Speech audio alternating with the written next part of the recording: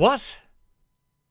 Again? Okay, so apparently we're just releasing these back to back now. Dude, we have trailer 2, a massive media drop, then 2 weapon showcases all at once to then get another 2. I can barely keep up. Before we get directly into the weapons and what's new with those, I do want to mention 2 things that we saw in these videos. Firstly, look who's back. That's right, in the Lance gameplay, we got to see that rascal Buke who has made their way into Rise. I think Buke could fit in either map, to be honest, whether it's Shrine Ruins or Flooded Forest, though obviously we do see it here in the Flooded Forest. What a subtle reveal of a world monster, by the way, just casually in the gameplay. I think that might mean we'll see more surprise reveals in the future showcases if they're going to do it like this. Maybe other returning monsters from World, or maybe even older games that will just suddenly appear in these battles. We have 10 more videos to go, so they should just keep showing us new stuff, right? Speaking of new stuff, how about new armor? How about the fact that we think this is the Magnamalo armor? Our first look at this set comes via the longsword showcase. My god, look at it. Do you think this is the female versus male variants that are just radically different? Or is this a male wearing the A variant while the female's wearing the B variant? The reason that I say this is because the male has that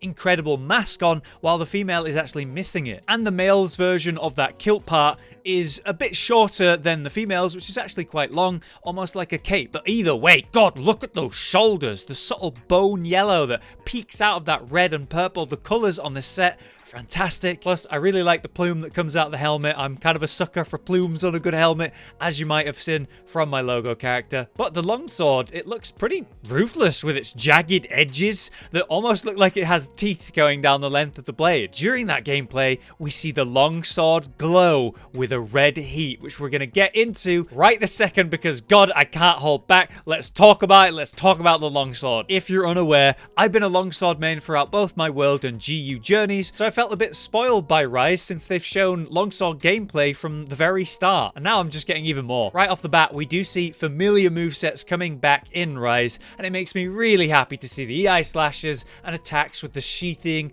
and the combos.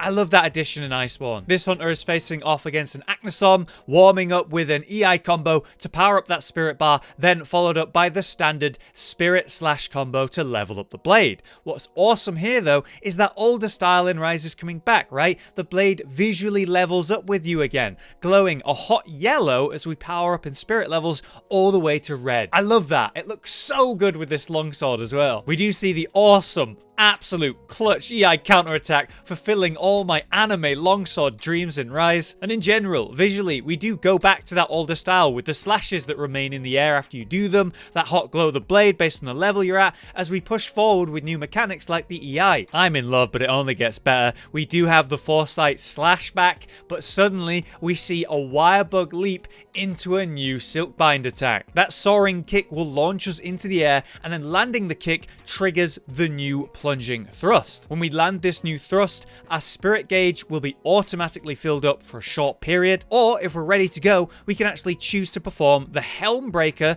at the cost of a spirit level as always, instead of that new plunging thrust. So basically we'll jump up and kick that monster, and then that will give us the option to do that thrust or choose to spend a level on Helm Breaker. What's different here though is that I did not see the Helm Breaker used in its normal sort of neutral usage. So I'm wondering whether they've locked Helm Breaker behind this silkbind attack, or is this just another way we can use Helm Breaker? I think it might be behind the silkbind. I'm okay with that. If so, you know, we already have loads of options already. We saw perhaps the most love out of all of the weapons in Iceborne, and this ties nicely with longsword into the new wirebug movement. Secondly, our other silkbind attack is the one that we've seen in that early gameplay, the serene pose, which does look so cool. Taking a hit while in the new serene pose will instantly trigger our new massive counterattack, the range of which looks big. The frames of this parry look crazy. This should be a very easy to trigger counterattack, which does also straight up lead into other combos, like say a spirit slash combo to level up again. You must note though that this does seem to consume a level when it's used, so this is a alternative choice to a Helm Breaker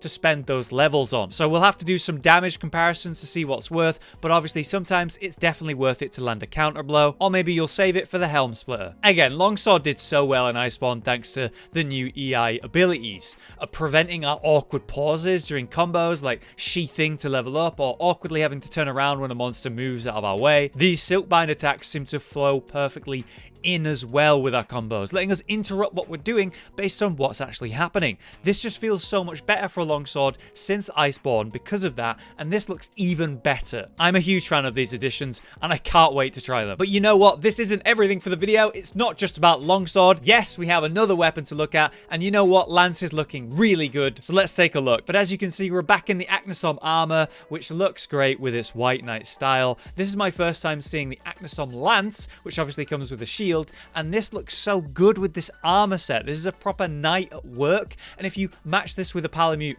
in the Agnasom armor as well, well then you've got a sort of royal steed. Either way, Lance is back at it again with various standard attacks and movesets, its guards and so on. That stabbing combo from behind the shield with a wide sweep at the end now. That wide sweep looks to have a charge up effect now in Rise for increased damage, which I assume would make it more viable for Lance users to actually use it in combos, since maybe it's got some real power now. Iceborne's guard stance is obviously back, where you trade stamina for the guard up perk, and then follow it up with a nice counterattack, which is perfect for the style of gameplay the Lance goes for. And I do love the simple use of the wirebug in this gameplay, which is used for combat. You know, it isn't directly a silkbind attack, right? It's just a movement ability, but what it does uniquely for a Lance player is put you straight into the sprint to engage your charge movement. Perfect for repositioning, right? Or just going straight into a charge from standing still. Gonna be some really good utility with that, but now it's time for the good stuff. Our first silkbind attack, which, wow,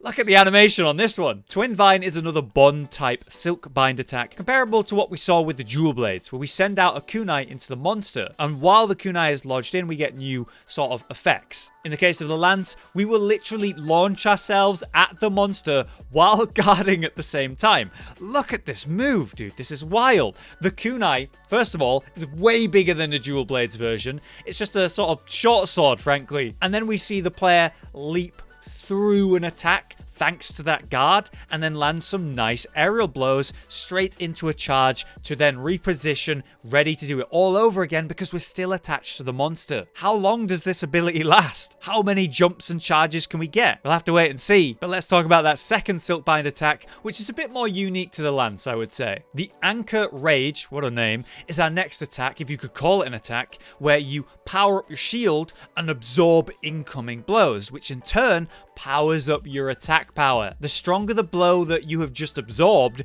the stronger the attack boost in result. This functions less like a guard you hold up for an extended period, but more like a counterattack. Time for a big incoming blow to then block it briefly and turn that power against the monster itself. Imagine doing this against like a giant monster. This is comparable to, say, the longsword with counterattacks, where you weave this into your combos and base gameplay to then pump out big combos, suddenly anchor against the incoming attack. Now you're juiced up even more. You go back into further combos and let that monster have it. I think this is a wonderful addition to the Lance, and the whole feel of Lance seems even better here, letting you have more ways to go toe-to-toe with a monster where you give no ground and you don't back down. So it looks like we were right about Longsword and Lance being next after all, and it certainly seems like this would be the order of weapons that these showcases will release in, which means it's very likely we're going to get the heavy bowgun and light bowgun next. The question is, though, what the hell is this pace of release? Me and Josh were talking about it, and we thought, yeah, they'd release a pair of these videos